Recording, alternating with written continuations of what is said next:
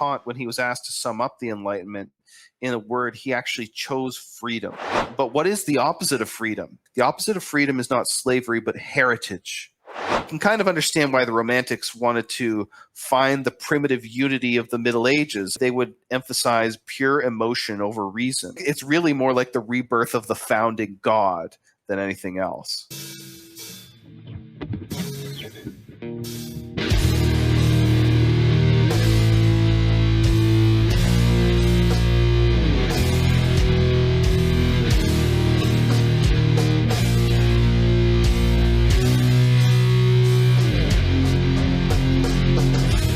And historicism has a tendency to underscore things that you can't change, and I think that this is the important takeaway from historicism as a mode of Romanticism.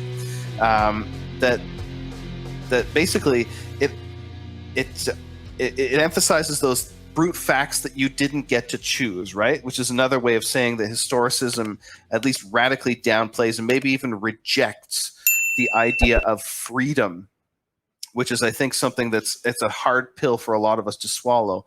And it's very much in contrast to the idea that Romanticism is just like, do what you feel like, and it's your emotions and all that, right?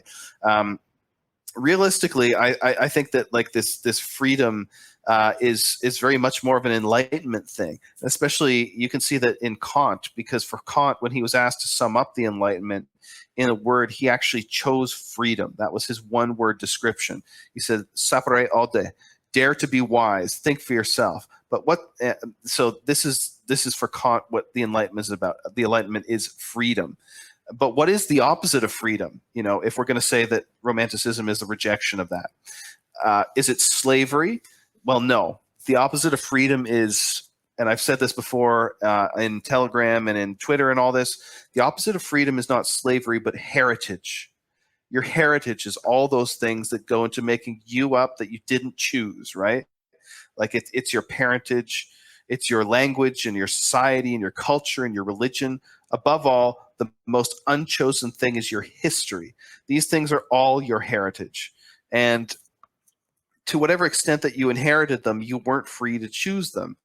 And you can sort of see the difference between these two values, heritage and freedom, in the distinction between these two modes of society called Gemeinschaft and Gesellschaft. These are actually two terms that were coined in the late 19th century, so toward the very end of the Romantic period.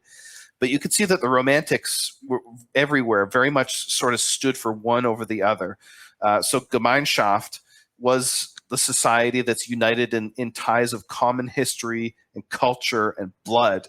You know, social bonds were inherited and permanent. This is the traditional society. It's a society that's based on an attitude. The relationship that people have to each other is based on affection and feeling. And on the other side of that coin is Gesellschaft. This is a society that emphasizes individualism and economic relations. Social bonds in this society are all voluntary and revocable, right? This is basically the liberal society. The society is based on consent. The social relationships there are a kind of transaction. You can think of like Rousseau's social contract theory, and you kind of have the idea there. And there's a sense in which the Gesellschaft, that is the liberal society, is actually kind of stronger. It's based on reason and choice, and of course, reason is not without its virtues. Reason makes these societies flexible and easily able to kind of like scale and adapt to changes and whatnot. But this is also why these same like liberal consensual societies are weak.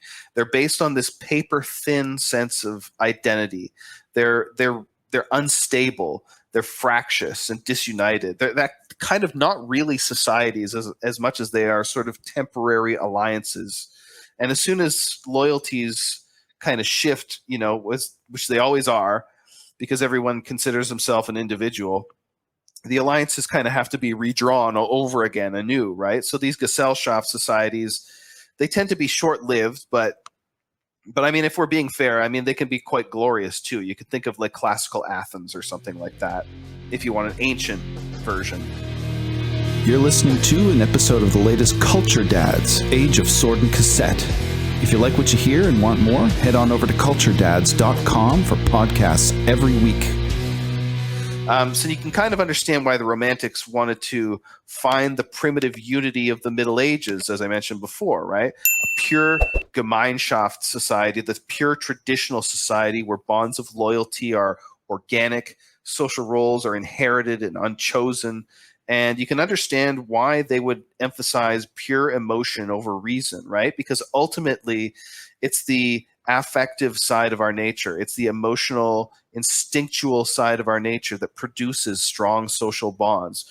We relate to each other through the kind of heroic, the like romantic, epic narratives and figures that stand for our societies. Like we know who we are because we are the people that produced a Lancelot or a King Arthur. We relate to each other through the Siegfrieds and the Achilles and the Horatiuses and the Beowulfs and things like that. This is what makes a society strong and youthful and vital, this pre-rational, instinctual side of us, the kind of dark forces moving below the threshold of consciousness. These are the things that do everything. Reason's job is really, in the end, just to rationalize them. And this is what the Romantics were aiming at. So I think, to call what the Romantics were doing intense emotion or whatever, it's not quite wrong, but it just trivializes and undersells the depth and importance of the contribution that this thing made. I saw someone say somewhere that Romanticism is the angry teenager of the aesthetic world, which is that it's just so trivializing, right? It's really more like the rebirth of the founding god than anything else.